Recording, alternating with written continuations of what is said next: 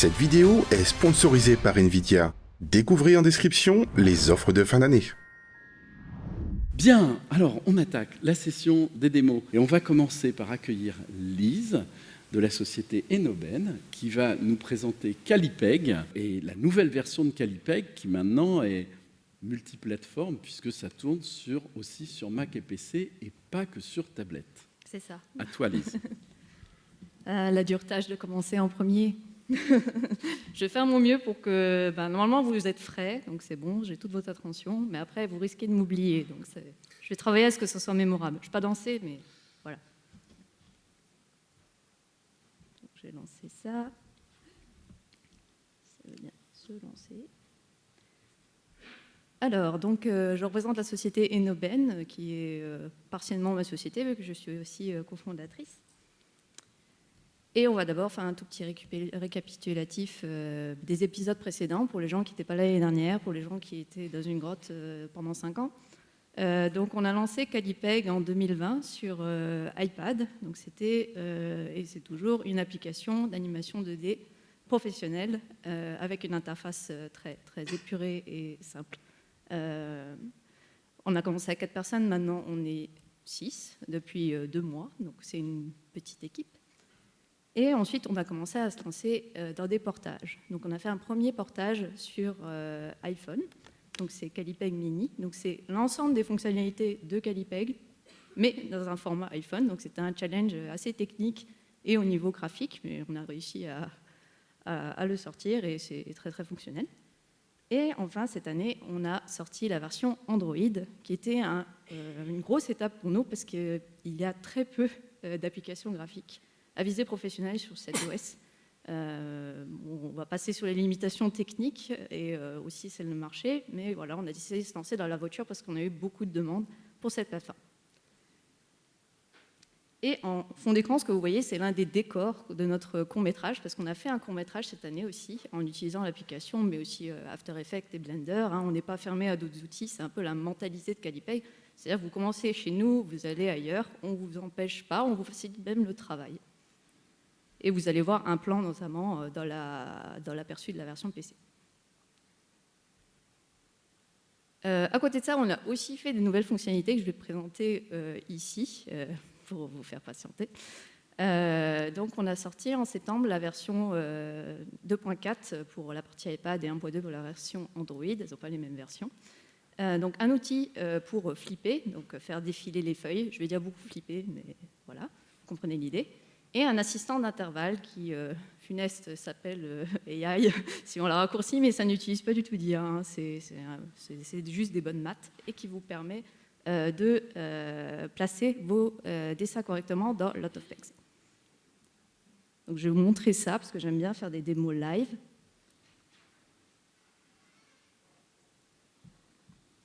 Donc, vous avez ce magnifique radis dessiné avec mes compétences de dessinatrice de Pictionary. Et on va faire une intervalle avec les nouveaux outils. Donc, je vais montrer ça assez brièvement. Donc, on a le nouveau bouton de flip, qui, je vais me rapprocher parce que sinon ça va être compliqué, qui est ici. Donc, ça permet de sélectionner les feuilles, de sélectionner le type de flip que vous voulez.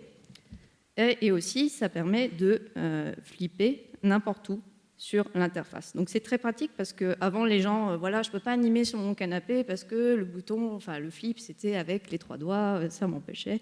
Donc maintenant, plus d'excuses, vous pouvez prendre la tablette et avec votre pouce, n'importe où, vous pouvez faire défiler les feuilles. Donc ça, c'était une première fonctionnalité qui était assez demandée. Et on a aussi fait un flip de sélection. Donc maintenant, jusqu'ici, quand vous faisiez une sélection de feuilles, vous vouliez dessiner quelque part, la sélection s'annulait. Maintenant, vous pouvez sélectionner les feuilles et les bloquer.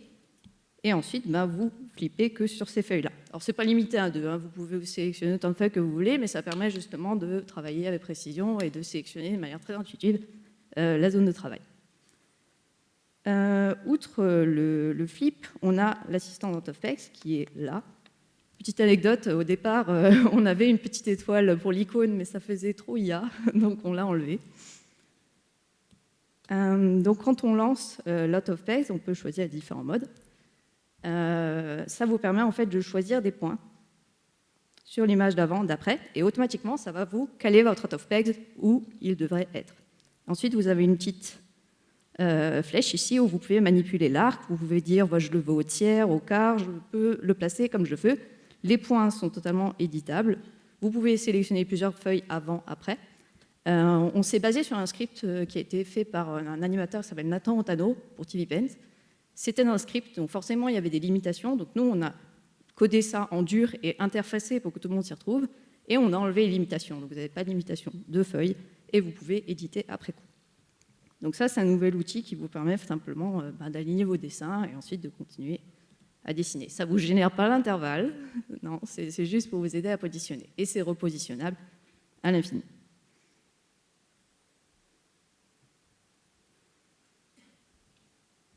Donc ça, c'était pour les nouveautés.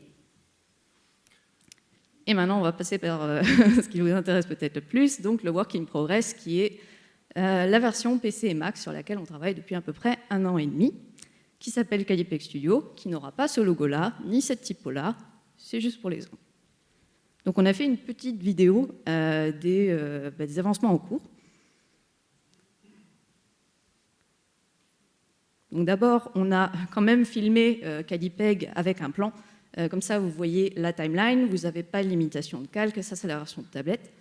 Vous avez des groupes de calque, vous avez tous les exports pour aller vers tous les logiciels que vous voulez, vous avez les feuilles de référence. Donc ça, c'est la version qui existe déjà. Et ça, c'est la version studio. Donc vous voyez que, brièvement, tous les gros panneaux dégagent. Vous avez vraiment beaucoup d'espace pour le dessin. Et vous avez un panneau qui remplace en fait les sous-menus qu'on avait sous forme d'icônes qui étaient dans la version tablette, parce que voilà, on a moins de place sur un écran de tablette. Maintenant qu'on est sur PC, on s'étale un petit peu. Et on peut désormais, on a mis en place un moteur de dessin, donc vous pouvez dessiner, vous pouvez changer les couleurs, vous avez les curseurs pour changer les couleurs comme vous voulez, faire des palettes, les exporter, les importer. Les panneaux sont dynamiques, modulables, ils se mettent en dehors de l'interface, c'est entièrement flexible. Vous avez les sélections, lasso, transformation. Les transformations en Calipeg sont multicalques et multi-feuilles, donc vous pouvez voir en temps réel ce que vous voyez et l'appliquer. On est sur du bitmap, donc si vous y allez trop fort, vous allez potentiellement exploser votre dessin. Mais on a quand même un algo assez solide, donc la perte de qualité est relativement moindre. Surtout, vous pouvez ajuster la qualité, passer de faible à haute. Donc faible, ça veut dire que ça n'appliquera pas de smoothing. Si vous faites du pixel art, par exemple, ça va préserver la qualité de vos pixels. Avec la qualité haute, ça va appliquer un smoothing dessus, donc vous allez avoir des niveaux de gris. Mais c'est pour avoir un rendu plus agréable quand vous avez une énorme brosse aquarelle, par exemple. Vous avez tous les undo et les redo, donc ça, c'est la partie la plus fun à faire. L'inversion du canvas et la manipulation de la toile. Donc vous pouvez faire des rotations, des choses relativement basiques, mais qui pour nous étaient... nous, on vient de la tablette, on utilise des gestes. Donc pour nous, c'était une grosse brique, en fait, de pouvoir mettre ça sur des raccourcis. Là, c'est un scrub temps réel, parce que c'est une version de debug, hein. Pourtant elle va vite, mais c'est parce que notre MacBook du dev, et on parlait justement de l'impact du GPU sur le développement, le MacBook du développeur est assez puissant, donc même le debug, ça ne se voit pas. Donc là, c'était un petit aperçu de ce qu'on va faire, et la sortie est prévue l'année prochaine.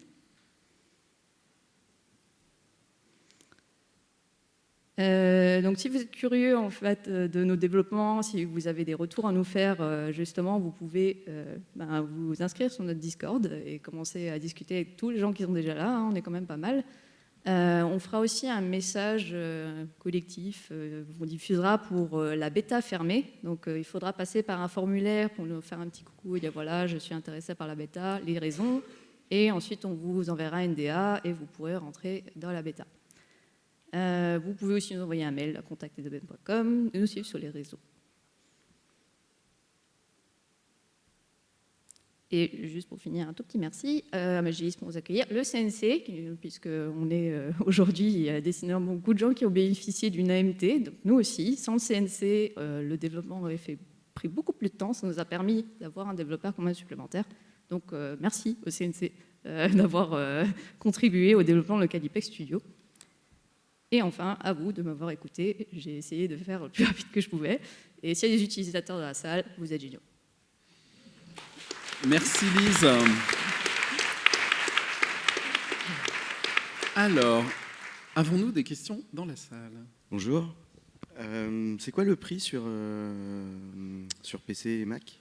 Alors, je suis sûre que je vais avoir cette question. Le prix n'est pas défini, mais on est entre 18 et 50. Euros? Oui. À vie? Oui. Mise à jour gratuite. Pardon? Mise à jour gratuite. Super. Et ça sera le même prix sur tablette ou sur ordi? Alors, sur tablette, c'est 18. Donc, on a cette possibilité de le faire et on y réfléchit. Et est-ce que les fichiers sont interchangeables entre PC et tablette? Oui, c'est la même structure, la même architecture, donc on n'aura pas de problème de compatibilité. On passe à la présentation suivante. Ok, bravo. Merci. Non, ouais, alors, le câble surtout.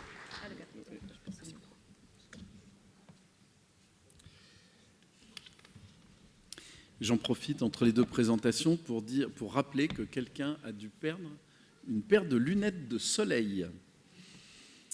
C'était optimiste. On a un candidat qui est prêt à adopter. Bien, alors on va passer à la seconde présentation, donc, qui va être faite par Jean-Baptiste Pizer de Citrus Software. Dans un instant. Oui, tu sais, je vais parler un peu.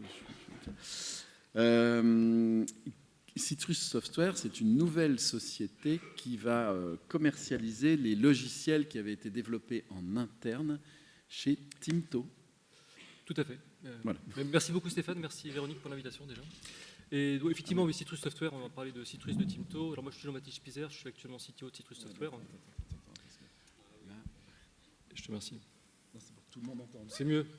Donc Jean-Baptiste Pizer, directeur technique au CTO de Citrus Software. Derrière moi, j'ai une équipe qui vous passe tous le bonjour. Alors, ils ne sont pas là, mais j'ai la chance de ne pas travailler qu'avec des robots. J'ai une équipe exceptionnelle, pluridisciplinaire, qui sont tous des anciens de Timto. Alors, le lien entre Timto et Citrus, il est assez évident. Enfin, Timto est une boîte qui a été passée en liquidation l'année dernière en décembre, et on a eu la chance d'être racheté à la barre, les assets en particulier, assets techniques, plus les projets, plus les pays. Et il y a une société qui a été créée qui s'appelle TimtoTech, qui est la société dans laquelle je travaille aujourd'hui, dont le nom commercial est Citrus Software, dont le mandat est de vendre, de développer, continuer à développer, vendre, faire des nouveaux logiciels pour l'industrie, mais indépendamment de Timto lui-même. Donc Timto aujourd'hui, le studio est devenu un client, comme un autre client. Et aujourd'hui, notre raison d'être, c'est de faire du logiciel. Alors on a une année assez riche en actualité. On a annoncé Yuzu en 2025, on en parlait, Stéphane, Yuzu, c'est un descendant d'HD3D, enfin, voilà, dans la lignée d'HD3D. Pour vous dire un petit peu voilà, d'où on vient, qu'on a un ancrage très fort dans la R&D, ça fait 20 ans qu'on fait de la R&D. Donc Yuzu qui est un outil, un système d'information, Tangerine qui est un outil d'animation, temps réel qui a été fait avec les artistes pour les artistes, et Mikan qu'on a annoncé en septembre, qui est un outil open source de rig. Alors ces trois outils, je vais que les effleurer aujourd'hui parce qu'on a construit tout un écosystème, et ce qui va m'intéresser aujourd'hui, c'est de vous montrer un autre outil qui s'appelle Pomelo, que j'annonce officiellement aujourd'hui. Voilà, c'est un outil, un player d'image qui fait partie de l'écosystème, qui est complètement central. Alors il est à la fois neuf parce que jusqu'à maintenant il n'avait pas un nom d'agrume comme les autres, il s'appelait le TT Player, et à la fois ancien parce que voilà, il est passé par le tamis de centaines d'utilisateurs, j'allais dire pénibles, mais c'est pas le mot, exigeants. Qui en ont fait un outil qui est très solide aujourd'hui, qui devient central dans l'écosystème, qui est indépendant des autres outils. Alors tous les outils sont indépendants, mais en fait on se rend compte que les utiliser ensemble c'est un petit plus. Et c'est ce que je vais vous montrer aujourd'hui. Alors on vous a préparé une vidéo que je vais vous commenter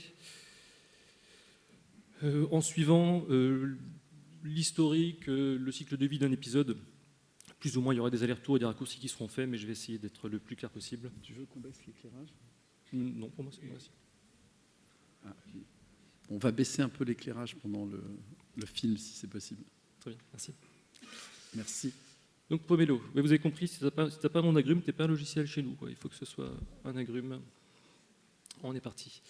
Donc on commence par recevoir un petit mail qui nous explique que l'épisode 114 est prêt à partir en animation. Alors un petit graphe de suivi qui nous rappelle le quota qu'on doit atteindre, le quota qu'on a acquis sur les épisodes en cours et ce qu'on doit faire sur le prochain épisode. Et on clique sur le lien automatiquement pour arriver dans Yuzu. Yuzu qui est le Production Tracker, Production Manager, suivi d'informations qui fait des calculs assez fins entre le coût de l'information et sa valeur.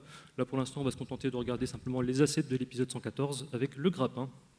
Voilà, tout à fait innocent, et on va regarder un petit peu des images. On passe dans Pomelo qui est basiquement un player d'images et on va charger de l'animatique de l'épisode 114. Donc c'est une animatique que vous allez voir plusieurs fois dans les 10 minutes qui arrivent avec une jeune femme à bicyclette. Donc basiquement c'est un player d'images qui a un système de... Alors, il est en réel avec plusieurs formats d'images. Il attaque le serveur de façon relativement peu agressive, y compris avec des centaines d'animateurs dans le studio. Il a un système de cache interne qui permet de ne pas être trop agressif sur le serveur. Il a un système de cache RAM en diamant sur l'aspect multipiste, multilayer. On verra ça tout à l'heure. Je repasse dans Yuzu pour regarder le suivi des assets 3D qui vont être nécessaires à mon épisode. Et je vais regarder, en faisant un petit filtre, quels sont les assets dont j'ai besoin, qui ne sont pas validés en modeling, sur lesquels j'ai besoin de faire une petite review. Je me crée mon petit filtre, je regarde quels sont les assets qui vont m'intéresser pour faire une review.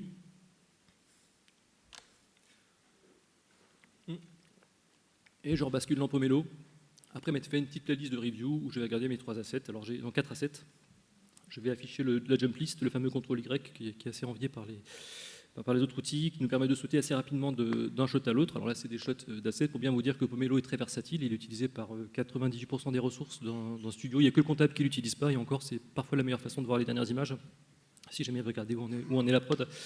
Donc on va regarder là, les différentes versions, alors les différents assets qui sont en cours de review. Alors traditionnellement, vous allez voir par la suite, on peut faire de la notation directement dessus. On peut avoir un Yuzu ouvert à côté ou n'importe quel autre système qui a une API. Voilà, je vais passer en mode plan, tout simplement en passant du mode multiplan en mode plan par la touche Shift. Ça c'est fait par l'opérateur pendant que ça a été enregistré. Vous le voyez de cette façon-là. Il est très versatile, on peut lire une séquence JPEG directement, donc il est pipable évidemment, il est très intégré dans les pipes, il a intérêt à l'être, mais aussi il peut se connecter, il peut se comporter comme un outil très simple qui lit une séquence JPEG. Là, ce qu'on voit, c'est mon scrub. Le scrub marche très bien à l'endroit, à l'envers, y compris avec le son. On va charger une séquence EXR avec la même qualité. Alors c'est un peu plus long simplement le chargement, les fichiers sont plus gros, c'est pas étonnant. Mais le système de cache réagit très bien. Vous allez pouvoir voir les différents canaux. Voilà, donc là c'est du RGBA, c'est assez classique, ça marche avec d'autres canaux évidemment. Pour vous dire que l'ensemble de la chaîne utilise Pomelo, enfin du layout, du storyboard jusqu'à l'image finale. Mais bon, pour l'instant, on est encore sur une utilisation assez simple. On va retourner maintenant dans Yuzu pour montrer quelque chose de plus compliqué. On va s'intéresser à un asset en particulier, la petite grand-mère qu'on a vue tout à l'heure, pour regarder ce qui se passe au niveau du brief. Et on se rend compte qu'on a reçu un brief du SUP pour faire une retake de rig. Alors le brief dans Yuzu, c'est sa définition stricte, c'est les informations suffisantes et nécessaires pour exécuter une tâche. Et voilà, ça me donne l'occasion de faire un petit détour dans Mikan. Mikan, c'est un outil de rig qu'on a développé qui est open source et gratuit et qui tourne sur Maya. Et il est capable de sortir des rigs agnostiques du logiciel sur lequel, enfin, il manipule des concepts agnostiques du logiciel sur lequel les rigs sont implémentés derrière. Et aujourd'hui, il est capable de sortir des rigs sur Tangerine, sur Maya, bientôt sur Blender. En tout cas, il n'y a pas vraiment de limite. Et c'est un outil très puissant qu'on a. Alors là, on a la rigueuse qui fait une petite opération en faisant une modification hiérarchique dans le rig, en ajoutant un contrôleur supplémentaire sur le chignon de la jeune grand-mère. C'est ce qu'on voit là, et puis elle va faire un rebuild et un export, donc elle lance le rebuild, ça prend 25 secondes à peu près de refaire l'ensemble du rebuild du rig et l'export. Et pendant qu'on fait ça, donc c'est un outil qui, pareil, a été développé à Timto ces dernières années, il a sorti des centaines, peut-être des milliers de personnages aujourd'hui, tous les animaux de la création, tous les extraterrestres possibles, les robots de science-fiction qui ont pu être produits par le studio, y compris sur des projets assez avancés, sont sortis par cet outil qui est très versatile, il est basé à base de templates, de blueprints. Il est extrêmement rapide, enfin, il permet aux équipes d'avoir des quotas vraiment très puissants et très facile à prendre en main. Voilà, vous pouvez en savoir plus en allant directement sur Citrus Software, ça m'a juste permis de faire un petit détour par ça. Une fois qu'on a fait l'export, on va le récupérer dans Tangerine. Là, vous avez la petite grand-mère qui marche tranquillement. J'aurai l'occasion de parler de Tangerine un peu plus tard dans la démo, là c'est juste pour vous montrer rapidement ce qu'il y a. On va juste tester rapidement les contrôleurs, regarder si le rig se comporte bien. Voilà, on va charger des petites animes faciales pour regarder si ça se comporte bien. On note qu'elle est en chaussettes, que c'est un peu froid pour la saison. On lui met des charentaises parce qu'on est à Angoulême. Voilà, c'est fait.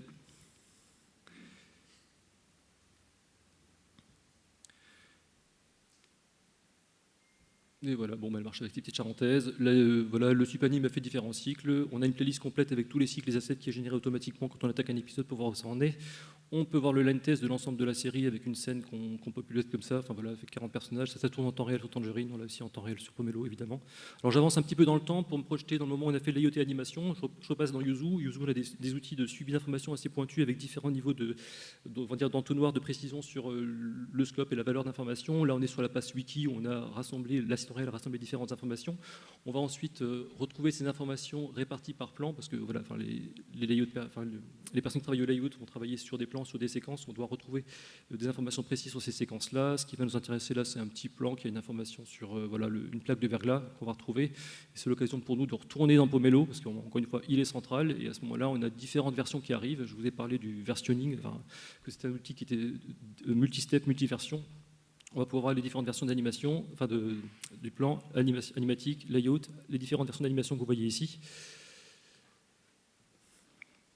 On repasse le layout, on trouve le fameux plan avec la petite plaque de verglas qui va nous intéresser. Là, je me suis mis dans la position du superviseur d'animation. Je vais regarder le plan en layout.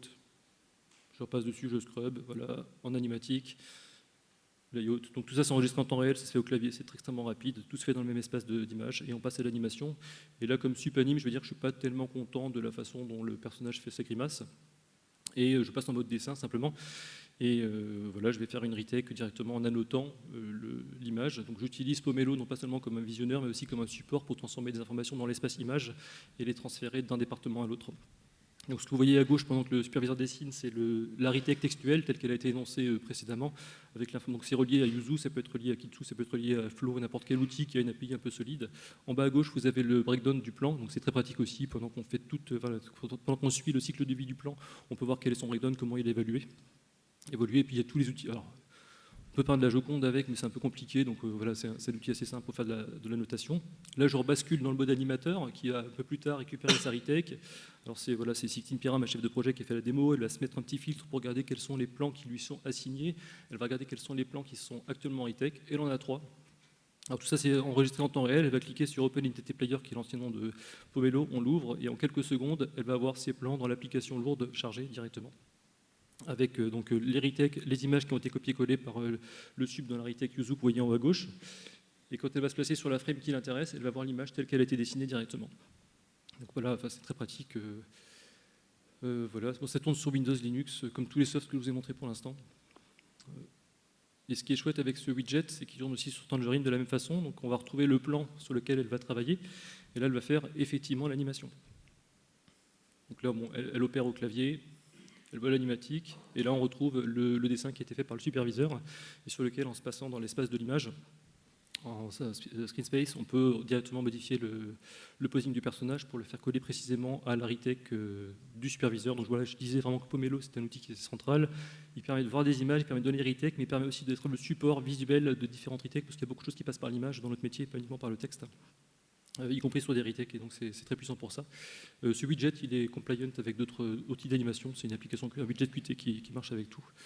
Et donc là, alors, je sais pas, bon, pendant que je parlais, l'animateur, il a créé un petit layer de retake qui va pouvoir cacher, décacher le retake, etc. Il te reste 1 minute. C'est parfait. Moi, je peux parler plus vite, mais pas la vidéo, je peux pas l'accélérer, mais ça va être bon. Voilà, Tangerine, ouais, bon, c'est un outil d'animation réel pensé pour les artistes. Par rapport à un soft Maya, par exemple, on gagne 20% de rendement sur l'animation totale sur les budgets. C'est ce qu'on a mesuré en tout cas avec les partenaires avec lesquels on a bossé. Et c'est plusieurs centaines de milliers d'euros qui sont économisés à la fin parce que bon, le soft est super intuitif. La courbe de progression elle est extrêmement rapide. En 2 jours, on est efficace. Voilà, donc là j'ai mon petit plan d'anime qui est fini avec la petite courbe. Enfin, alors c'est marrant, là on lui demande de faire un playblast, c'est la seule fois dans la journée où l'animateur fait un playblast, on est obligé de lui mettre un warning pour lui dire que ça prend un peu de temps, parce que voilà, comme le soft est en réel par ailleurs, il n'a pas de playblast à faire, on est obligé de le prévenir que c'est un peu spécial.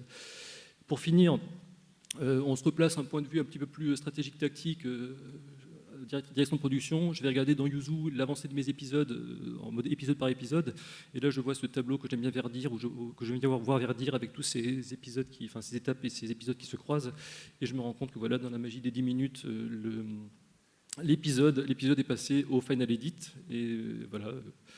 Ça va me permettre une dernière fois d'ouvrir Pomelo, de vérifier que tout y est. Enfin, voilà, je peux re-regarder la séquence complète, changer de version, puis passer. Donc là, le layout, l'animation, les différentes versions d'animation qui jouent les unes sur les autres rapidement, la passe technique qu'on a dégagée, le rendu, le compositing, les FX. Et voilà, je vais conclure là-dessus pendant que ça joue, si vous avez des questions. Super.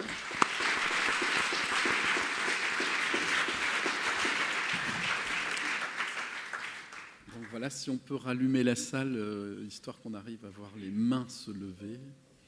Et voilà, voilà, il y a un micro qui arrive. Merci. Merci, Valentin Dornel d'Artefix. Je suis passé il y a de très nombreuses années chez vous sur Skylander saison 1 et du coup on a bossé ensemble.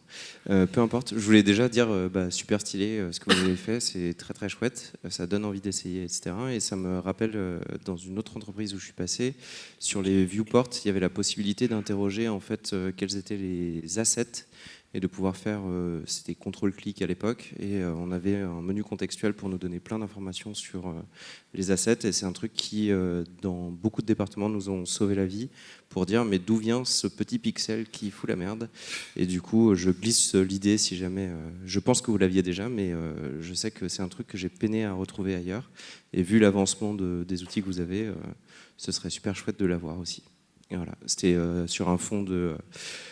certainement de Cryptomate, mais c'était aussi au Playblast. Donc il y avait vraiment un truc qui se jouait, qui était chouette. Merci beaucoup. Merci. Donc en fait, c'était plus un point de vue qu'une question. Je prends. Ou une demande. C'est pour la wishlist, en fait. D'autres questions? Une fois, deux fois, trois fois. Bon, on va passer à la présentation suivante, alors. Bien.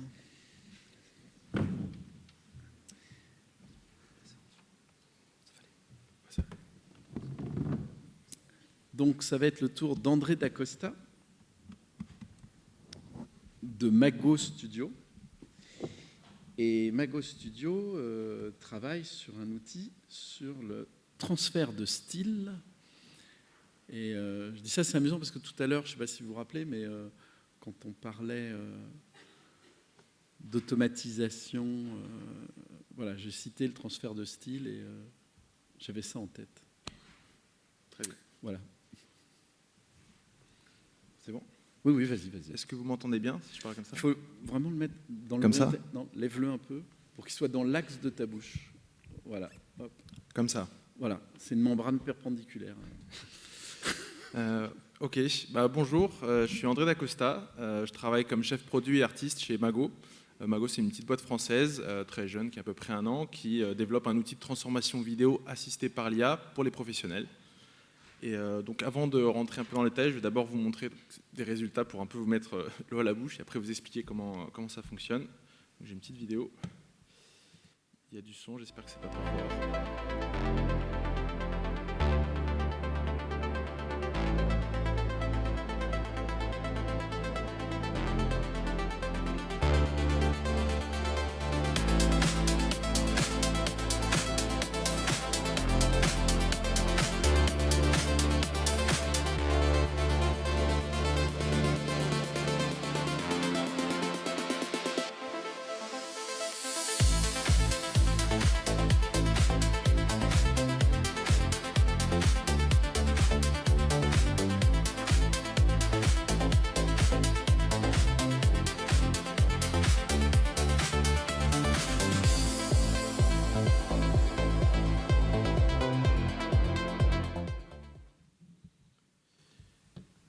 Donc voilà à peu près ce que peut faire Mago, et maintenant je vais rentrer un peu plus dans le détail. Donc qu'est-ce qu'on vient de voir? Mago, qu'est-ce que c'est? C'est un outil IA, vidéo to vidéo, spécialisé dans la transformation de vidéo. Quand on dit transformation, on pense surtout au transfert de style, du type animation, effets spéciaux, et ensuite ça peut en fait, faire tout type de modification, il n'y a pas vraiment de limite. Et donc l'idée d'avoir une IA spécialisée, c'est de vraiment sortir de ce côté un peu sandbox, toolbox qu'on peut avoir avec d'autres outils IA qui vont faire tout à peu près, et vraiment se spécialiser sur le vidéo to vidéo pour pouvoir avoir des résultats qui sont efficaces et vraiment utilisables. Et la façon dont ça fonctionne, donc qui est propre aux vidéos to vidéo, c'est qu'il faut une vidéo d'entrée. Donc ça peut être de la prise de vue réelle, ça peut être un rendu 3D. Et en résultat, on va avoir donc une vidéo de sortie qu'on va pouvoir utiliser ensuite comme on souhaite. Et donc exactement comment ça fonctionne, on a cette vidéo d'entrée qu'on va associer à une image de référence. Et en fait, cette image de référence va venir apporter les informations qu'on va vouloir ajouter à notre plan, que ce soit les informations graphiques, donc le rendu, le style. Par exemple, ici sur l'exemple, c'est un style peinture à l'huile, où ça peut être remplacer un personnage, changer un élément, une lumière différente, etc. On va venir mettre ça dans l'outil. Ensuite, ce qui va se passer sous le capot, donc c'est qu'il va y avoir un traitement de la vidéo qui va passer par tout un tas d'étapes qui utilisent principalement des modèles d'IA open source et des outils pas forcément IA aussi open source, qui vont venir aller extraire des informations de la vidéo et donc générer des cartes de contrôle pour lesquelles je pense que vous êtes assez familier. Ça peut être des normal maps, ça peut être une carte de profondeur, on a aussi une carte de contour. On peut avoir aussi une map qu'on appelle la pose map, qui est en fait une espèce de sorte de rig qui va te donner l'information de mouvement et de pose du personnage, et à la fois pour le corps, mais aussi pour le visage, les expressions faciales, le lip sync, etc. Et ensuite, l'image de référence va elle aussi être interprétée et va être appliquée sur la vidéo, sur la durée qu'on souhaite, que ce soit tout le clip ou quelques frames. Donc c'est un outil qui travaille en frame par frame. Et donc c'est spécialisé, surtout c'est un outil pour les professionnels. Donc on n'est pas du tout dans la promesse de dire que maintenant n'importe qui pourra faire un film d'animation, n'importe qui pourra faire du cinéma avec juste un prompt. On est vraiment sur un outil qui s'adresse aux professionnels de l'animation, des effets spéciaux et de manière générale à tout créateur de vidéos professionnel. Ce côté professionnel se manifeste surtout par un haut niveau de contrôle, à commencer par l'image de référence. Donc en fait, le plus gros vecteur d'information et d'input va être l'image de référence, qui elle du coup peut être travaillée à la fois à l'IA, et pour le coup l'outil le permet, mais surtout pour avoir des meilleurs résultats, c'est quand elle est travaillée par un artiste, un concept artiste, un illustrateur, etc., pour pouvoir avoir vraiment un contrôle sur la direction artistique. Et il va y avoir aussi toute une batterie de paramètres qui, eux, vont permettre de vraiment s'approcher du rendu final qu'on a en tête et pas aller sur un compromis après avoir essayé plein de fois jusqu'à ce qu'on se dise bon, allez, je vais avec ça, ou du coup ne pas l'utiliser. Donc ça, c'est un premier point. Et ensuite, donc, comme ça a été évoqué dans plusieurs présentations avant, avec l'IA, il y a beaucoup de cherry picking. Donc on va faire beaucoup de générations pour espérer en avoir quelques-unes qui vont fonctionner. Ici, alors, on va potentiellement avoir besoin de faire plusieurs itérations, mais l'idée, c'est vraiment d'avoir une approche intelligente de l'itération, où chaque itération va nous rapprocher du résultat final.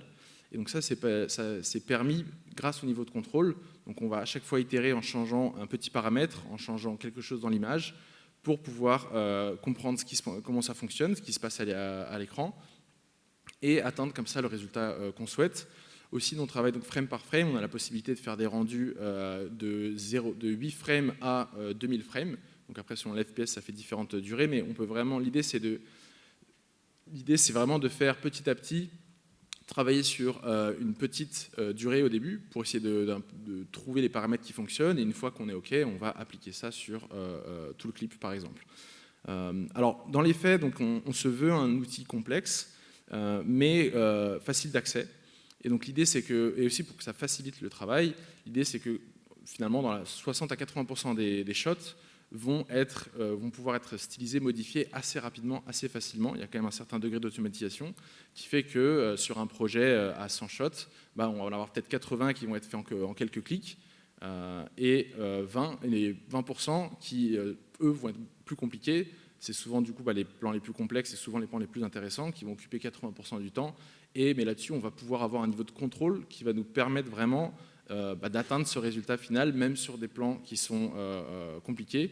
Et donc, c'est vraiment un outil versatile qui s'applique à tout type de plan et pas uniquement les plans qu'on voit beaucoup dans tout ce qui est généré en IA, des plans entre guillemets simples ou très, très convenus. L'idée, c'est que ça soit vraiment qu'on ne fasse pas de compromis sur la direction artistique pour pouvoir utiliser l'outil. Donc aujourd'hui, l'outil est en bêta fermée, mais déjà utilisé par des centaines de créatifs. Il y a plusieurs courts-métrages qui ont été faits donc, avec des réalisateurs indépendants qui ont été stylisés avec Mago. dont un qui a été primé l'année dernière, au début d'année dans un festival IA. Il y a aussi plusieurs studios qui commencent à l'utiliser. On étudie aussi sur des projets de série qui utiliseraient Mago pour la partie vraiment stylisation. Et aussi en interne, on a un projet de court-métrage qu'on est en train de faire. Donc un court-métrage qui est fait sur Unreal et qu'on est en train de styliser avec Mago et dont je vais me servir pour donner des exemples. Parce que, comme je disais, la promesse de tout en un clic, nous vraiment, on ne croit pas à cette idée que l'IA va permettre de remplacer toute une partie du pipeline, toute une partie du workflow, etc. Nous, au contraire, en fait, Mago dévoile vraiment son potentiel quand il est utilisé dans un workflow classique, ou pas d'ailleurs, mais en tout cas, il y a une complémentarité avec les outils existants, non IA et IA, et notamment parce que vu qu'on a une vidéo d'entrée, tout le travail qui va être fait sur cette vidéo d'entrée va servir le rendu final. Donc une super animation faite sur Unreal en vidéo d'entrée va permettre de rendre une bien meilleure animation. On aura cette super animation qui sera donc passée par Mago et qui sera stylisée. Tout le travail de calque aussi, le fait de travailler en différents plans, fonds, personnages, etc. Et aussi sur la partie après post-Mago, post-production, où il va y avoir toute une série tout un travail qui va être souvent plus intéressant, plus facile à faire, plus efficace à faire en dehors de Mago. Et ça encore, ça va dépendre vraiment des plans. Il y a des plans qui vont sortir prêts à éditer, prêts à mettre dans la timeline de Mago, et d'autres qui vont nécessiter beaucoup plus de combines, de bricolage en compositing. Et donc là, par exemple, pour un exemple concret, on a ce plan donc de notre court-métrage qui est fait sur Unreal. On a une lumière qui est assez complexe, entre guillemets, sur le personnage, et on n'a pas réussi à la rendre correctement sur Mago. Donc ce qu'on a fait, c'est qu'on a enlevé la lumière du plan Unreal, on a rendu ça sur Mago, et ensuite sur After Effects, on a réussi à avoir cet effet qu'on avait en tête et qui finira dans le rendu final. De la même manière, ici, donc c'est un autre exemple, donc toujours du même court-métrage, où on a ce plan qui était assez complexe, où on a un gros mouvement de caméra et aussi un gros mouvement de personnage. Et en fait, le premier réflexe quand on travaille avec Mago, c'est vraiment d'essayer de rendre en une passe, parce que des fois ça marche et ça permet d'économiser énormément de temps. Mais là, on a tout de suite vu que des paramètres qui fonctionnaient bien pour le personnage ne fonctionnaient pas sur le fond. Donc je ne sais pas si vous arrivez bien à voir d'ici, mais le fond du rendu en haut est vraiment pas terrible, ça bouge beaucoup, c'est pas utilisable, alors qu'un deuxième rendu avec des paramètres différents était très intéressant pour le fond, mais pas assez pour le personnage. Donc là, ce qu'on a fait du coup, c'est qu'on a allé préparer la vidéo d'entrée, donc on a retiré le personnage, on a aussi changé la luminosité, parce que selon la luminosité, selon la vitesse, en fait, selon les informations et la façon dont on donne ces informations à Mago, elles vont être plus ou moins bien interprétées. Et on s'est rendu compte qu'avec une luminosité plus forte, on ne perdait aucun détail. Et donc ensuite, on a fait les rendus en séparé qu'on a composés ensuite directement sur After Effects pour avoir notre rendu final. 2 minutes, il te reste. 2 minutes ? Très bien, 2 slides. Ensuite, là, c'est un autre cas. Alors, c'est peut-être un peu plus niche, mais nous, ça nous a beaucoup aidé. Aussi pour montrer comment ça s'intègre dans des workflows moins classiques, plus IA. Donc là, en fait, on a tout un tas de plans très très courts d'exposition sur le court-métrage. On voit le train, on voit un peu l'environnement, certains éléments du train aussi, les rails, etc. Et donc plutôt que de les animer sur Unreal, et pour aussi pouvoir déléguer ça et avancer plus rapidement, on a juste fourni une image de départ qui est, elle, basée donc sur Unreal pour avoir tous les éléments du train en l'occurrence. On a un peu donc amélioré l'image, donc pas sur Mago, pour le coup, je me sens que ça a été fait sur Midjourney avec d'autres outils IA, et animé aussi cette image en IA. Et ensuite, avec Mago, on est venu la styliser. Et ce qui est bien avec Mago, c'est que ça permet d'harmoniser les résultats. Et donc, par exemple, que ce soit une vidéo générative, parce qu'on a fait des plans où c'était purement des vidéos génératives, par exemple, sur certains inserts très courts, le résultat, en fait, on ne distingue pas que c'était un plan 3D avant ou que c'était un plan en prise de vue réelle ou pas. Ça permet d'harmoniser très facilement des sources très différentes. Et enfin, une dernière utilisation où là on a plusieurs studios qui veulent travailler avec nous pour ça, c'est pour tout ce qui est prévisualisation. Donc en fait, quelque part, Mago, c'est un rendu 3D, enfin c'est un moteur de rendu finalement, et qui permet donc de faire des rendus très rapidement, très facilement sur des vidéos d'entrée, des rendus d'entrée qui sont très sommaires, donc comme vous voyez le rendu au milieu. Et ça permet de tester très rapidement différentes directions artistiques, différents éléments, sachant que, alors je ne l'ai pas dit tout à l'heure, mais donc pour avoir 1 seconde de résultat, ça prend à peu près 1 minute de rendu. Donc avec une bonne image qui fonctionne bien, un peu d'expérience sur l'outil et des paramètres qui fonctionnent bien, on peut vraiment tester plusieurs approches très facilement et du coup pouvoir avoir une base de discussion ensuite qui est déjà beaucoup plus concrète pour aller ensuite sur des productions, alors qu'elles soient IA ou pas, mais en tout cas pour pouvoir avancer, pour être en amont, avoir des résultats très concrets rapidement. Et donc voilà, donc aujourd'hui comme je disais on est en bêta fermée mais on est quand même assez ouvert, très facile d'accès, donc si vous voulez tester l'outil, via le QR code, vous aurez un petit formulaire, ça vous permettra d'accéder à la bêta. Moi je donnerai accès à toutes les personnes du Radi directement cette semaine, et sinon vous pouvez me contacter directement sur mon mail pour discuter, pour tout ce que vous voulez. Et voilà, c'est à peu près tout. Merci. Bravo.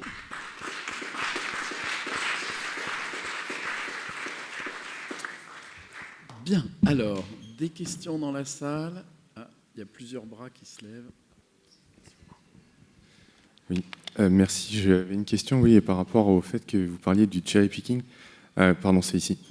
Merci. En fait, je me demandais, vous disiez que Mago Studio vous permettait de travailler avec plus d'intelligence et d'éviter le cherry picking, mais on n'a pas trop vu d'étape par étape jusqu'au résultat final, en fait. Là, on a vu des rendus finaux, mais combien d'itérations en général vous avez besoin de faire avec votre outil pour arriver à un résultat satisfaisant?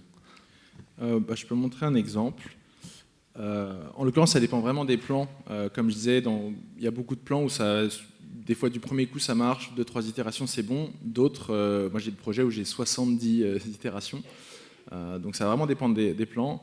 Mais là, pour donner un exemple, alors c'est pas un exemple concret dans le sens où c'est quelque chose que j'ai fait pour une démo. Mais donc là, on a par exemple cette vidéo d'une voiture qui dérape. Et donc là, j'ai voulu tenter plusieurs styles. Donc déjà, la première chose, c'est que la vidéo, il me semble qu'elle dure, elle dure une dizaine de secondes. Donc au lieu de travailler sur les 10 secondes, je vais travailler d'abord sur la moitié, par exemple. Et donc je vais pouvoir tester différents rendus. Donc là, ça, c'est celui que j'ai bien aimé. Ça m'a pris 3 rendus. Donc là, par exemple, on peut voir les différents rendus. Donc avant d'être satisfait, alors toute proportion gardée, c'était pour la démo, donc si j'en faisais un film, je ne me serais peut-être pas arrêté là, mais pour avoir un rendu en tout cas qui fonctionne un minimum, là par exemple il m'en a fallu 3. Après quand je l'ai mis sur plus long, j'ai rencontré d'autres problèmes. Donc en fait c'est toujours, il y a c'est pas forcément une baguette magique. Des fois, on résout des problèmes sur peu de frames, on la met sur tout le clip, ça fonctionne nickel. Des fois, non. Il faut aller voir dans les paramètres, certains paramètres qui sont plus adaptés, notamment si c'est une vidéo où le mouvement, ce qui est au début de la vidéo versus ce qui est à la fin de la vidéo est très différent. Mais du coup, là, là, par exemple, j'ai voulu faire un bus, remplacé par un bus. Et donc, ça m'a pris juste 2 itérations. Bon, à la fin, ça part un petit peu en sucette. Mais voilà, ça c'était la première itération, ça perdait le cadrage, c'était pas intéressant. Et c'est là que je trouvais déjà beaucoup plus intéressante. Et ça va souvent dépendre de quel control map on va utiliser. Là par exemple c'est la depth map. Alors est-ce que j'ai un exemple avec la pause? J'ai un exemple avec la pause. Non, j'ai pas de très bon exemple d'autre depth map, désolé. Mais voilà, à peu près, ça va dépendre, mais ça va de 1 à 30, on va dire, mais sur des durées assez courtes, avant de vraiment aller appliquer sur tout le clip. Est-ce que ça répond à la question? Bonsoir. Merci. Oui. Pardon. Jean-François Sarrazin de Superprod.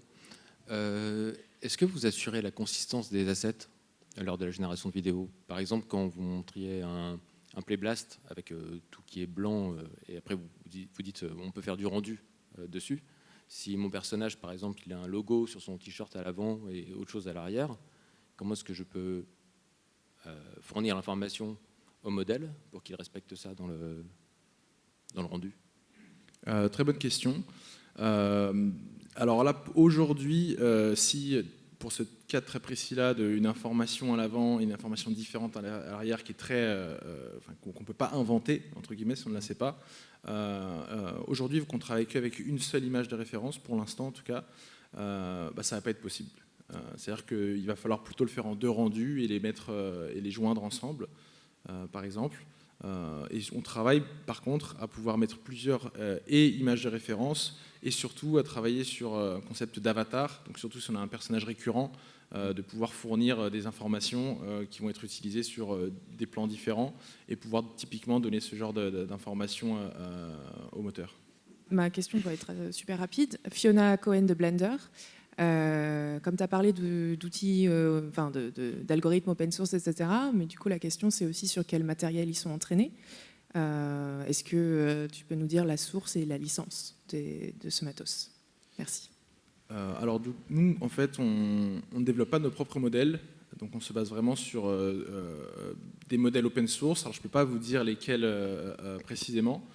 Mais en fait, aujourd'hui, on est limité du coup par ce sur quoi ils sont entraînés. Je ne peux pas vous dire aujourd'hui que s'ils sont entraînés sur des données copyrightées. Aujourd'hui, les seuls qui font ça, il me semble qu'il y a eu donc Moon Valley qui a été mentionné un peu plus tôt, qu'on va intégrer d'ailleurs dans Mago. Ou alors il y a eu Runway qui ont fait un partenariat avec Lionsgate par exemple. Mais pour du reste, c'est très opaque, très flou et surtout a priori. Qui utilisent qui allait scraper différentes parties du web, tout simplement. Donc, étant donné que nous, on a une architecture qui utilise ces modèles open source et on ne développe pas nos propres modèles, on est limité par ça. Aujourd'hui, on prend le pari de malgré tout les utiliser parce qu'il n'y a pas d'autres options viables.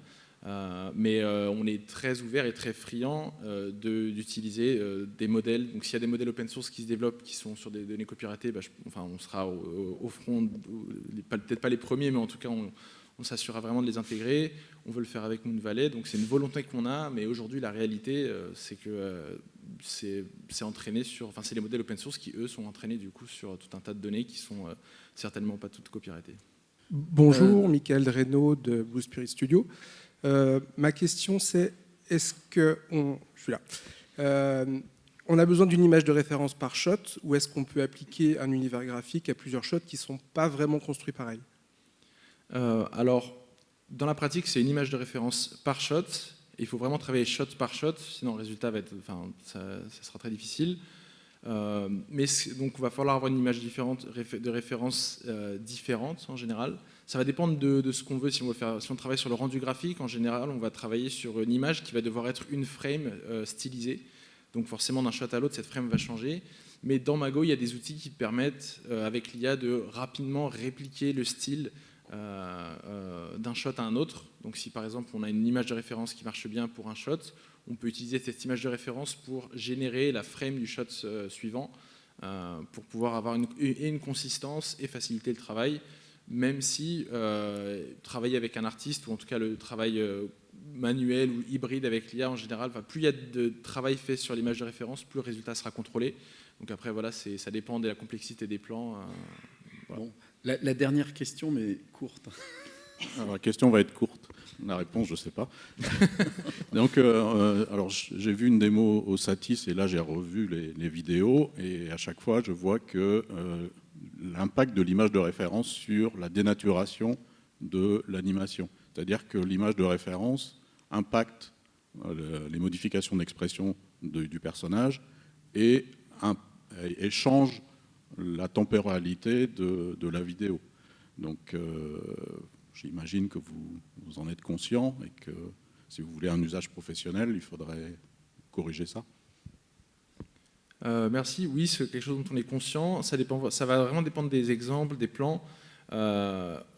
En général, c'est toujours le trade-off entre dans quelle mesure on veut faire une transformation qui est radicale, tout en restant très fidèle au mouvement et aux informations présentes sur la vidéo d'entrée. Et donc, des fois, c'est difficile de faire cohabiter les deux, mais c'est sur quelque chose sur lequel on travaille. Et en fait, avec de notre nature, en utilisant des modèles open source, on a toujours les derniers modèles disponibles qu'on ensuite on paramètre en interne et qu'on articule ensemble, qui fait que par exemple très récemment il y a eu des nouveaux modèles qui ont fait un grand bond en termes de fidélité, de lip sync et d'expression faciale. Et ça c'est quelque chose qu'on a déjà sur Mago, ça fait un ou 2 mois. Donc par exemple sur ça on a fait un énorme bond d'il y a 1 ou 2 mois. Et donc on a assez confiance sur le fait qu'on va pouvoir tacler ce genre de problème, sachant que ça marche déjà très bien pour beaucoup de plans. Bon, merci, mais il faut qu'on arrête là. Merci. Merci. Merci beaucoup. Et donc, on va passer maintenant à Pierre Gombaud avec Moho.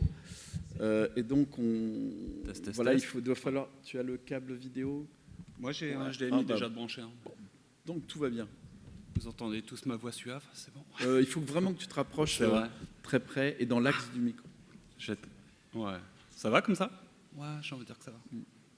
Ils m'entendent. Donc, bonsoir. Oui, je suis Pierre Gombaud, je suis animateur et rigueur sur Mo, qui est un...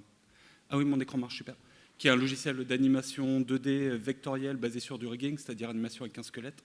Donc là, je vous mets quelques petits exemples, mais je vais faire une démo en live. Là, je prends ce personnage-là qui donc a été dessiné, rigué et animé dans Mo. Et là, donc, c'est en temps réel, comme vous pouvez voir. Je peux commencer donc à l'animer avec son squelette. Je pourrais lui faire pivoter la tête. Je pourrais faire les classiques comme du squash and stretch, ce genre de choses. De l'IK, inverse key pour que les pieds restent bien en contact avec le sol. Mais la partie là qui va nous intéresser, c'est surtout ces petits contrôleurs qu'on voit en haut, ce qu'on appelle des smartbones, qui me permettent par exemple de déplacer les yeux, donc de gauche à droite, lui faire cligner les yeux, lui ouvrir la bouche et simuler un peu de la 3D pour la rotation de la tête. Et après, je peux mélanger tout ça ensemble. Mais tout ça part que d'un seul dessin. Mon dessin d'origine, en l'occurrence, c'est celui-là. On reste en 2D, donc le personnage est bien plat, mais donc on peut simuler un peu ces effets de 3 dimensions. Et pour faire ça, là, je vais faire dans un nouveau document, je vais dessiner un magnifique bras. Vous allez être épatés. Non, je vais faire un truc très simple. Je vais le faire en quelques points, voilà. Ne me jugez pas, je vous promets, je suis un bon animateur, mais pas un très bon dessinateur. Là, voilà, j'ai dessiné mon bras, je lui ai rajouté un squelette, donc je fais un calque de bonne. On marche dans Mo, ça marche par système de calque, il n'y a pas de notes ou ce genre de choses. J'ai simplement dessiné un bras, donc voilà, je fais un os pour le bras, pour l'avant-bras. Et je peux commencer à animer, donc là voilà, on peut voir que ça plie très bien. Mais je suis difficile, j'aime pas trop la manière dont on plie le coude. Et ce que je peux faire là, c'est donc appliquer un smartbone. Donc je sélectionne l'os de l'avant-bras, j'ai cette petite fenêtre pour créer des actions. Et je vais mettre ici, ça me permet de dire au logiciel, ok, quand le bras est positionné à peu près quelque chose comme ça, je veux que le dessin du bras se comporte de telle manière. Donc, par exemple, là, je veux que le coude soit plus arrondi, ça peut être un peu plus remonté.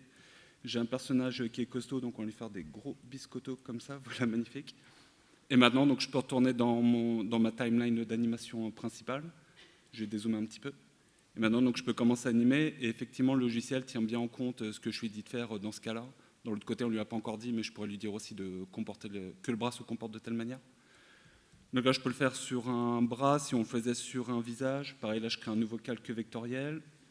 Je vais faire un autoportrait de vous tous. Non, je vais... C'est très réaliste. Pareil, je fais quelque chose d'assez simple, on s'en fiche. Hein. Attends, je vais comme lui faire des yeux un peu droits. Tchouk, je vais faire un grand sourire parce qu'il est très content d'être là ce soir avec vous. Voilà, je fais vraiment quelque chose de très simple. Voilà, on s'en fiche, le côté artistique.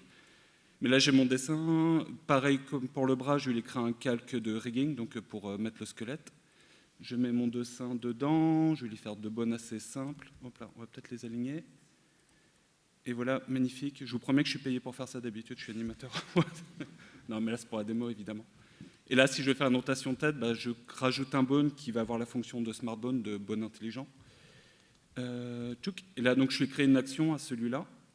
Mais donc pareil, comme pour le bras, je dis au logiciel, ok, quand ce smartbone est positionné ici, je veux que le dessin se comporte de telle manière. Donc là, je vais sélectionner tous les points. Peut-être je vais en prendre que certains, que celui-là.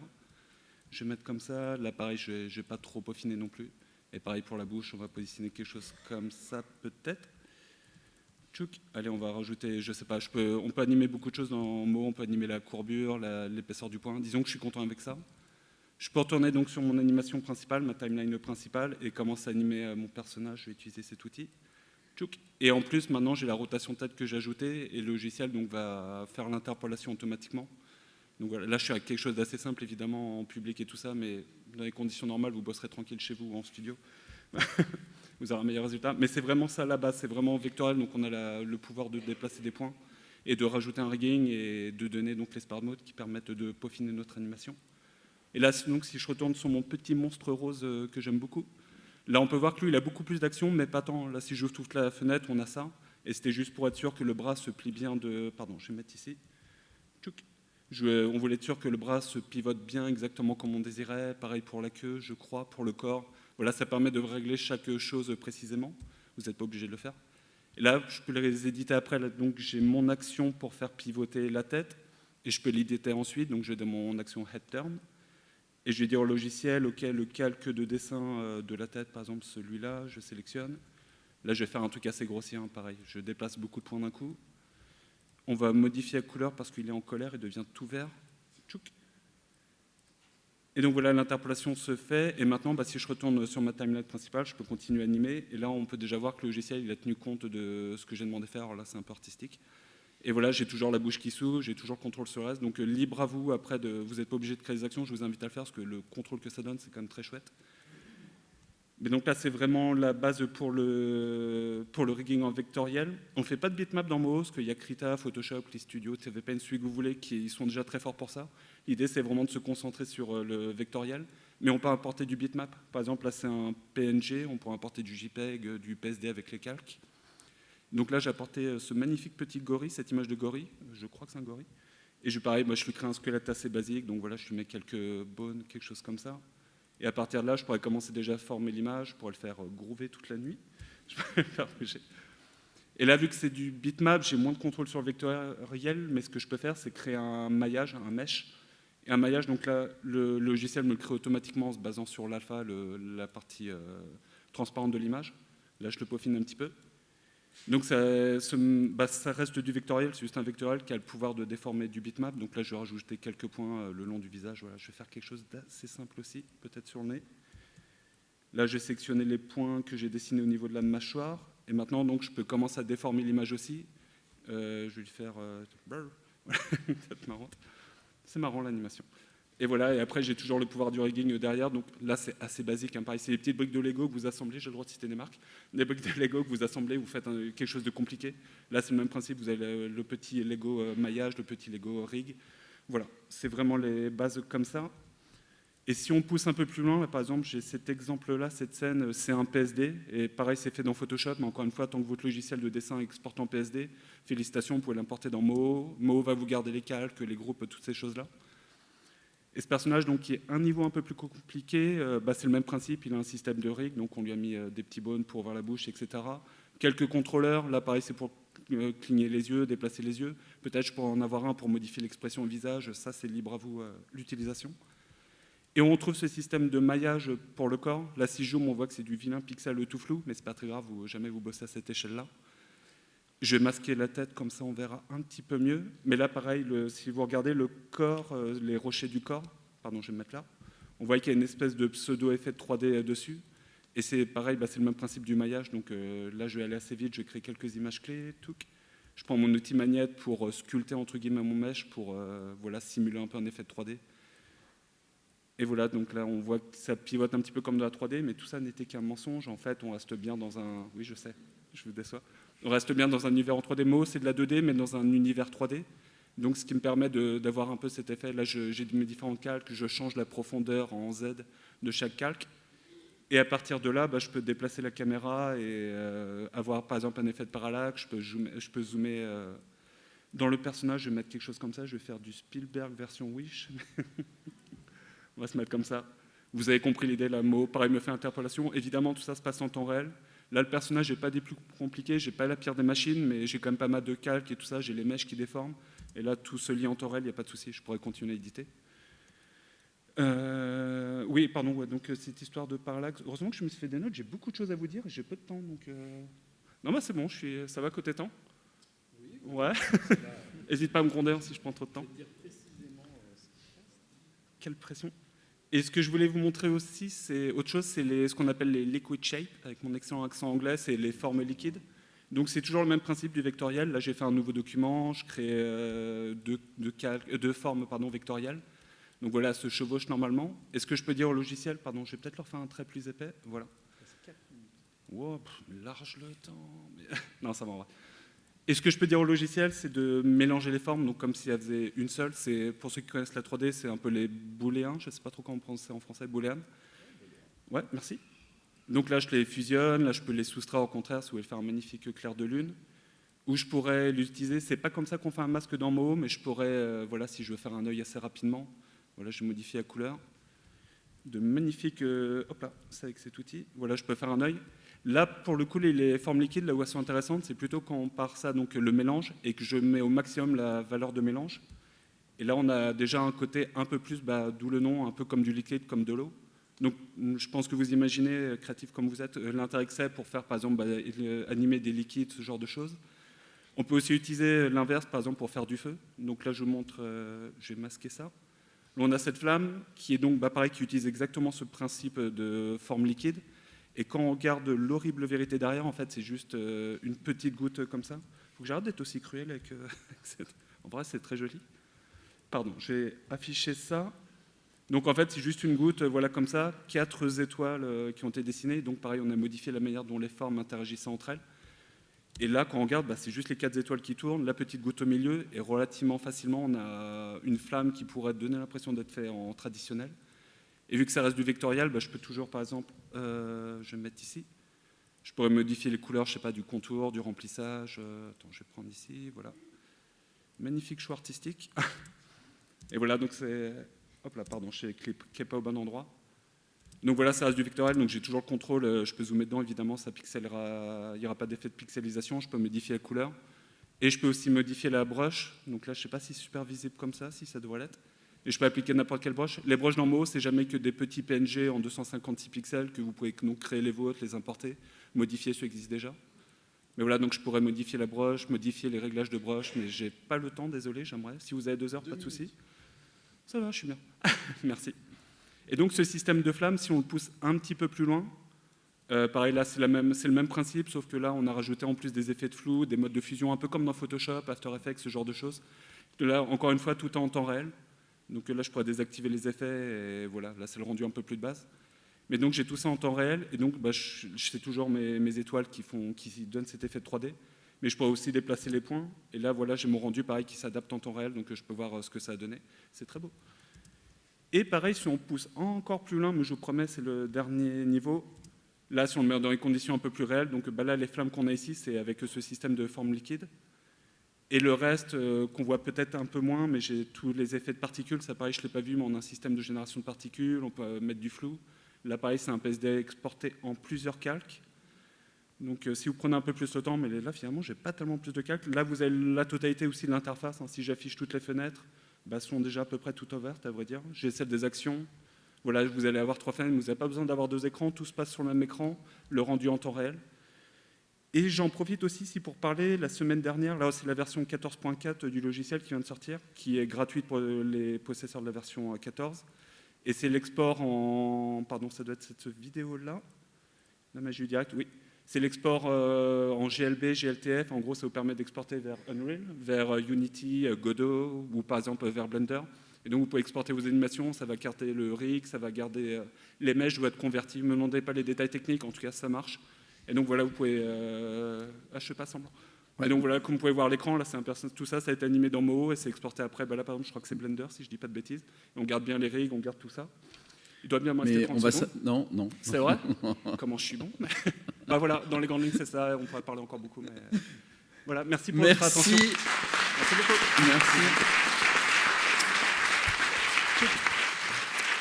Merci. Bien, alors... Ah, déjà, des mains se lèvent. Ouais, j'arrive, je bois un coup. Bonjour, Céline Durieux de chez Faust. Salut, On Faust. sait que... Chez Faust. Ouais. On sait que nos copains de Cartoon Saloon utilisent Moho depuis un petit bout de temps. Est-ce que tu as d'autres exemples de studios qui utilisent Moho? Absolument pas. Si, Cartoon Saloon, c'est clairement les plus gros, on va pas se mentir. Ça commence à se mettre en place. Tu as beaucoup d'indépendants qui mettent, je sais que c'est pas vraiment la réponse. Moi, j'ai travaillé sur un long métrage 100% fait avec Moho. C'est un plus petit studio qui s'appelle Atom Art. Ils sont entre la Lettonie et la Pologne. Et le film, je fais ma promo, mais il est fait 100% avec Moho. J'ai hâte qu'il sorte l'année prochaine. Donc il y a tout là, c'est quand même des grosses productions qui sont avec. De tête, je pourrais pas dire à tel studio, je sais pas. Sur Internet, je sais qu'au moins sur le Discord et sur le site, ils listent ça un peu mieux. Donc tu as pas mal de productions qui commencent à le faire, mais je pourrais pas dire comme ça. Il y a aussi, c'est pas très loin de Cartoon Saloon, mais ceux qui font, comment ça s'appelle, Puffin Rock, qui est un studio assez jumeau de Cartoon Saloon, c'est dessin animé qui est fait avec, et qui est un studio irlandais aussi. Ils sont très proches de Cartoon Saloon. C'est les mêmes, c'est une de leurs entités. Mais attends, je dis des bêtises, que Faust, je crois que vous êtes un peu copains, enfin que vous avez fait un peu. Ah bon, oui, on les connaît bien, Cartoon Saloon, on est sur tous leurs longs métrages. Et moi, je suis pas mal utilisé sur des petites productions, peut-être pas des longs métrages, mais sur pas mal de séries. C'est utilisé pas mal d'indépendants, beaucoup de youtubeurs, ce genre de choses. Donc ça commence à se faire. C'est encore petit joueur, on va pas se mentir, mais franchement, ça grossit bien. Je fais le MIFAL depuis 4 ans. Les 2 premières années, c'était calme. Les 2 dernières années, ça a été la folie. Tant mieux. Mais donc beaucoup de studios et tout ça, ça commence à se mettre en place. Et voilà. Mais du coup, question corrélée. Bien sûr. Parce que Mo, ça existe depuis quelques années maintenant. Longtemps. Selon toi, qu'est-ce qui fait qu'il n'y a pas plus d'adoption? Parce que c'était pas la bonne équipe derrière. Pour la version courte, bonne question d'ailleurs. En gros, pareil, je vais la jouer court, je promets. Je vais mimer ma réponse. Non, en gros, Mo, c'est la version 14, ça existe depuis plus de 20 ans. On pourrait se faire, ok, pourquoi depuis 20 ans on n'en a pas entendu parler? Parce que pendant longtemps, la boîte qui le développait avant le vendait comme un jouet, genre faites vos marionnettes chez vous, pourquoi pas? Mais les pros, ils étaient en mode non, ce que je peux comprendre. Et en gros, la version courte, c'est que un des anciens de Cartoon Saloon, Victor Paredes, qui était le chef de l'équipe Mo chez Cartoon Saloon, a racheté les droits avec Mike Clifton, le créateur du logiciel, et là, depuis 4 ans, ils le redéveloppent à fond. Ils en font enfin la promo digne de ce nom, donc c'est pour ça aussi que ça prend un peu de temps. Moi, ça fait personnellement 10 ans que je l'ai appris tout seul, le mot. Comme quoi, si j'y arrive, vous pouvez y arriver. Et en 10 ans, je savais que c'était un logiciel pro, mais frustration parce que utilisé sur pas grand-chose, sauf Cartoon Saloon qui ont l'audace de l'utiliser sur la production. Mais donc voilà, depuis, ça fait que 4 ans que le mot existe vraiment, on va dire. Moi, pour moi, on a la version 2 de Mo, si tu veux, quoi. Donc, je sais pas si ça répond à ta question. Mais, si, complètement. Ouais, merci super, beaucoup. Super. Ok, donc il y avait... Pardon. Je fais un hold-up de micro pour une question très courte. Dis-moi. Est-ce que vous avez une API Python? Une API API Python. Python, je ne saurais pas dire. Par contre, on peut scripter en Lua. Alors pareil, ça dépasse mes compétences. J'aimerais être bon en Lua, mais non, mon cerveau, il ne comprend pas. Mais tu peux développer en Lua. Donc je sais qu'il y a beaucoup de scripts qui font. Il y a un site qui s'appelle moscript.com. Enfin, de toute façon, tu cherches Mo ou Lua ou moscript sur Google. Et donc, il y a un site qui propose plein de scripts gratuits. Tu as aussi tout le code en Lua, tous les trucs de geek, hein, clairement. Non, tous les trucs de codage dans lesquels je suis perdu. Mais toi, ça te parlera certainement plus. Donc, pas d'API à proprement parler. J'ai peur de répondre à moitié, peut-être que oui, peut-être que non. Mais en tout cas, si le Lua, ça te parle, tout ça, je pense que tu peux t'y retrouver largement comme ça. Ouais. On peut développer des scripts et tout ça, ça s'intègre dans Mo. Ouais. Voilà. Bonjour. Bonjour. Merci pour la présentation. Moi, je voulais savoir si on pouvait dessiner dans l'espace 3D. Là, vous avez montré le multiplan. Ouais. Et donc, chaque calque, c'est comme une carte reste en 2D, mais distribuée dans la profondeur. Mais est-ce qu'un trait peut avoir aussi des coordonnées en profondeur? Vous voyez ce que je veux dire? Bonne question. Là, en gros, les calques, c'est comme si tu avais des feuilles de papier. Donc, ta feuille de papier, tu peux la pivoter, tu peux la mettre en profondeur, mais ça reste une feuille de papier rigide, si tu veux. Tu ne peux pas faire un arrondi, tu ne pourrais pas dessiner une courbe, si ça répond à ta question. Après, peut-être tu peux faire un calque que tu mets à l'horizontale, et peut-être ce serait mieux de faire d'abord ton dessin à plat, et seulement tu le positionnes, si ça a du sens, plutôt que de dessiner directement en 3D. En tout cas, si c'est ce que je comprends, c'est pas comme Grease Pencil dans Blender, qui est d'ailleurs très chouette. Tu pourrais faire un équivalent, c'est pas nativement, mais en trichant, on triche beaucoup en animation. Mais tu vois, de pivoter des calques, oui, je pense qu'il y a moyen d'imiter ça. Mais nativement, non, tu peux pas, donc c'est pas le but. Voilà. Qui me voit pas. Je suis là. Pas de souci. Coucou. Merci. Dis-moi. Ah, je sais pas, non. C'est bon pour vous? Je sais pas, on a encore le temps, Stéphane? Non? Eh ben moi, je m'en fiche. Allez-y. Non, pardon. Mais écoute, tu n'as pas été volé, on doit être à 17 ou 18 minutes sur 15. Donc, ça va, je te les rembourserai. Merci à tous, en tout cas, c'était super. Merci pour l'invitation. Merci beaucoup. T'es arrivé vers nous? Ouais. Ah, t'as déjà. Oui, pardon. Oui, évidemment, là, excuse-moi. T'as assez de longueur? Et tu me dis si vous... Voilà, et donc nous allons arriver à Unreal Engine, présenté par Stéphane Bavia, d'Epic Games. Merci. Voilà, on attend juste que ça se... ça se connecte. C'est à toi, Stéphane. Super. Vous m'entendez? Bien, c'est bon, nickel. Bonsoir à tous, je suis très content d'être ici, merci pour l'invitation. Et donc je me présente, je suis Stéphane Biava, je suis Solution Architect chez Epic Games Qu'est-ce que c'est Solution Architect? On va dire c'est un peu un technical artist avec une orientation support auprès des professionnels plus. Et on a tous un peu notre domaine d'expertise, et moi c'est vraiment tout ce qui est rigging et animation. Et aujourd'hui on va parler donc d'Unreal Engine 5.7, d'animation et des nouvelles features. Alors j'ai envoyé beaucoup d'infos, pas beaucoup de temps, après on a les questions, ne m'en voulez pas. Pour cette présentation, je vais m'appuyer sur 2 projets, dont un qui vient de sortir sur Fab, qui est notre site où vous pouvez télécharger, acheter des choses, mais ça c'est gratuit. C'est un projet qui a été fabriqué par Agora Studio, donc c'est les projets ACOM, et dedans en fait on a vraiment une création complète d'un projet de A à Z complètement fait dans Unreal, d'animation avec une qualité vraiment professionnelle. Donc on va s'appuyer sur ça aujourd'hui pour un petit peu voir tout ce qui est possible dans Unreal maintenant en termes d'animation. Donc layout, control rig, animation, lighting rendu, c'est tout dans Unreal. Et ensuite la dernière partie, je m'appuie un petit peu sur un projet qui va bientôt sortir qui s'appelle Animation Hub, et qui est un projet qu'on va mener, nous, l'équipe Solution Architect, sur des créations de vidéos et de tutoriels orientés pro, sur la partie linéaire, donc vraiment tout ce qui est animation, rigging, rendu. Et pour l'occasion, j'ai créé un personnage de 0 qui s'appelle Droid-O, et qui va être aussi à disposition, que vous pourrez bientôt télécharger, vous amuser avec. Et du coup, avec ces beaux projets-là, vous avez beaucoup de personnages à disposition pour vous amuser et animer. Pour commencer, rien de tel que de voir le résultat final de ce projet ACOM, donc d'Agora. Et je vous lance. Peut-être on peut baisser la lumière ou pour se mettre in situ. Merci. Quel timing. Alors j'ai du son normalement.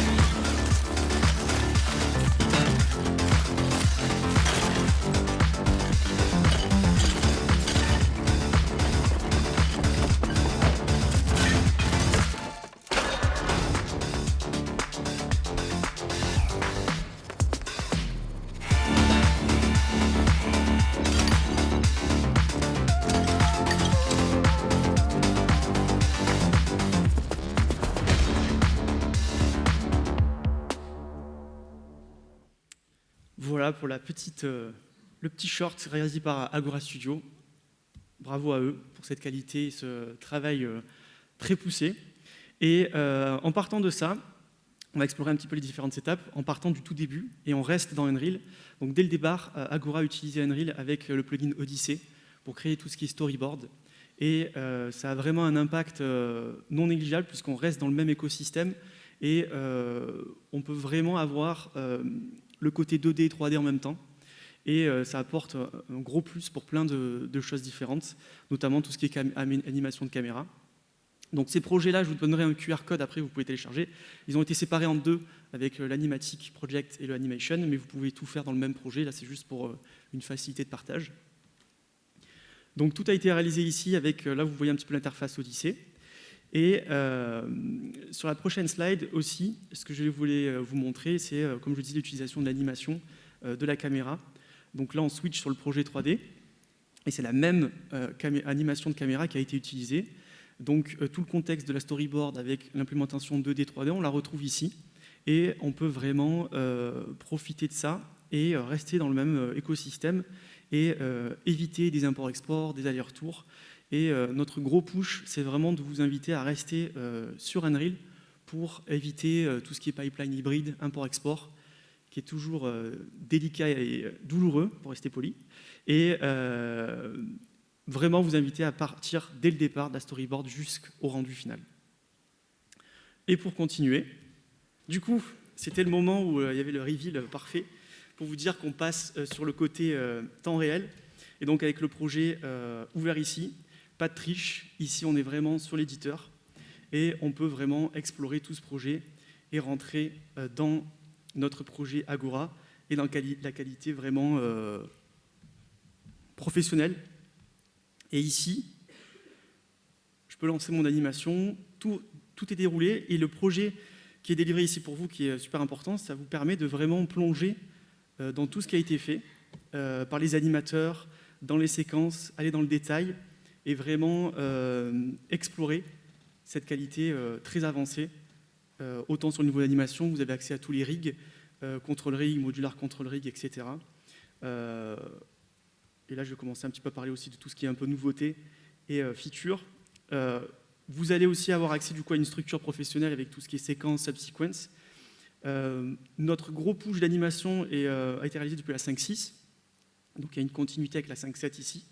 Notamment des petits outils comme par exemple ici le nav sequencer qui vous permet d'avoir une vision globale et directe à partir de la séquence master et voir tout ce qui est nesté dedans. Quelque chose qui était très demandé, qui est très important pour éviter des allers-retours et voir ce qui se passe, ce qui est super cool pour les artistes. Et tout se retrouve ici. Vous avez accès à tout. Pareil pour le projet animatique, vous pouvez explorer et je vous invite grandement à explorer tout ça parce que c'est très utile pour comprendre comment ça se passe et commencer à animer complètement dans Unreal. Ce que j'ai fait après, c'est que j'ai migré sur la 5.7 juste un shot ici. Pareil, toujours en temps réel. On peut visualiser tout ça. Migrer, c'est vraiment exporter un asset ou des assets vers un autre projet, en important toutes les références et les dépendances assez rapidement.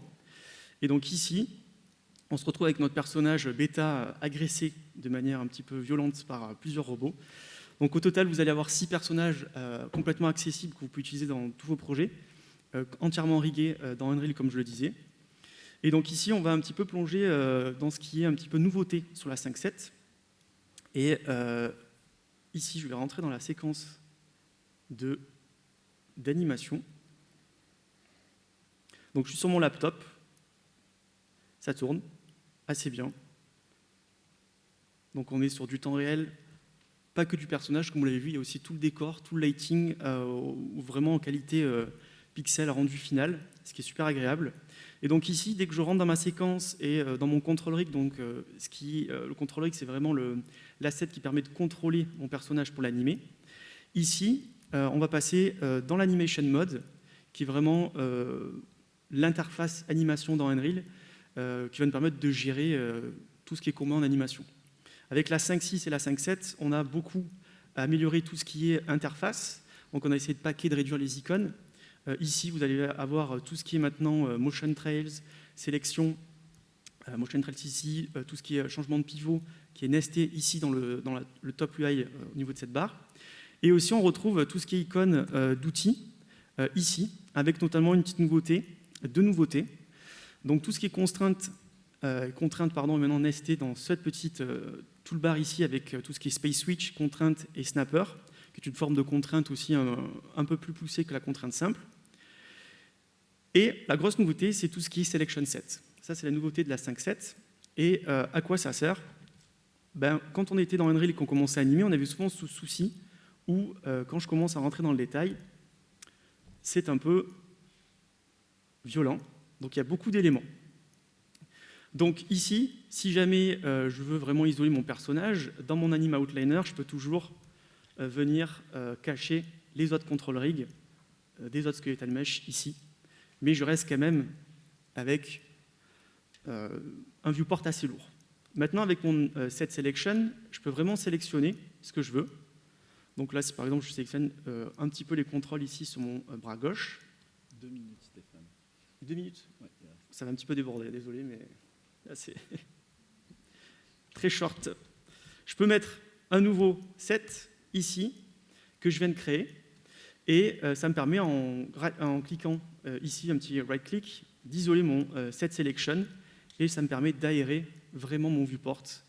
Et ce qui est cool, c'est que vous pouvez en créer autant que vous voulez. Vous avez la possibilité d'exporter ça sous format JSON pour le partager. Donc c'est basé sur le naming convention de vos contrôles. et c'est super pratique et très flexible. Donc ça, c'est une des grosses nouveautés qui était demandée par les animateurs. On a d'autres nouveautés aussi, donc je vais aller vite sur la partie un peu plus rigging. Qui dit animation dit aussi rig. Sans le rig, il n'y a pas d'anime. Je vais retourner ici avec notre petit copain Druido. Donc ici, on a des blend shapes que j'ai créés principalement sur Unreal. Et une des grosses nouveautés aussi, c'est que maintenant, vous avez la possibilité de créer vos morph targets et vos blend shapes directement dans Unreal avec ce plugin qui a un nom un petit peu à rallonge. Donc je vais juste dire que c'est le morph target plugin directement.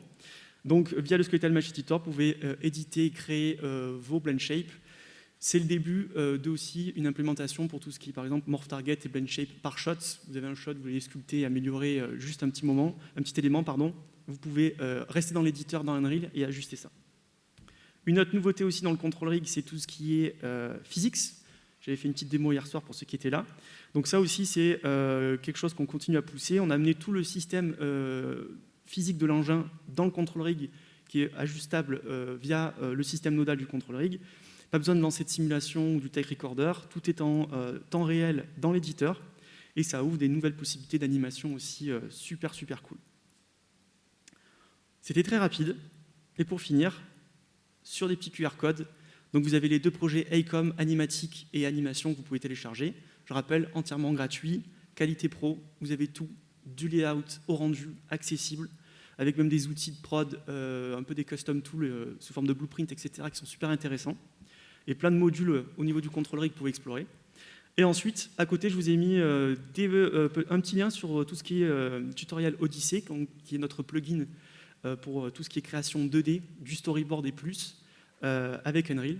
Donc si vous voulez vous lancer pour avoir vraiment l'écosystème complet. Et désolé, c'était très rapide avec un petit souci technique, mais j'espère que ça vous a plu. Merci. Merci Stéphane.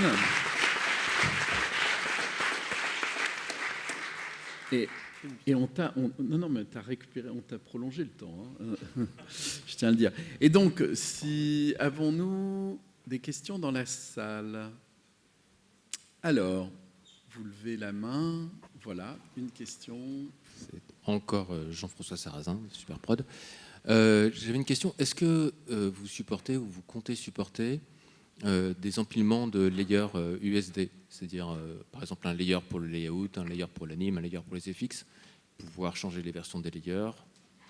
Alors ça, je ne sais pas trop si au niveau de l'USD il y aura cette implémentation en particulier. C'est pas trop mon domaine, mais je sais que l'USD est poussé. On a recruté pas mal de personnes pour ça. Mais ça, je peux demander de mon côté pour avoir une réponse sur cette demande spécifique. Pas de souci. Merci. Désolé. Bonjour. Une question, je suis là. Une question, le perso, là, il a quoi comme déformeur C'est juste du skin ou il y a d'autres choses dessus encore? Les personnages du projet Agora? Ouais. Alors, c'est beaucoup basé sur le rig et tout ce qui est bon. Mais après, il y a eu des implémentations de déformeurs, notamment de lattice, qui ont été utilisées. Dans Unreal, maintenant, on a la possibilité d'utiliser des déformeurs via le sequencer. Donc, ils s'ajoutent sur le personnage dans le shot. Il y a moyen aussi d'utiliser ça dans le rig directement. C'est une implémentation un peu plus complexe, via un déformeur graph, où on a déjà des petites fonctions, des templates en HLSL qui sont disponibles. Et il y a le mapping de tout ce setup dans le contrôleur qui est un peu plus complexe, mais c'est possible d'avoir des déformations parentées à des contrôles, par exemple du squash and stretch. On pourrait aussi importer la lattice dans le control rig, ce qui est un peu plus complexe, ou même créer ses custom déformeurs. Et ça aussi, c'est quelque chose qui est disponible, mais on pousse à l'utilisation sequencer. Et dans le futur, essayer de faciliter ce workflow dans le control rig. Très bien. Et merci Stéphane. On va arrêter cette session-là. Ouais, merci.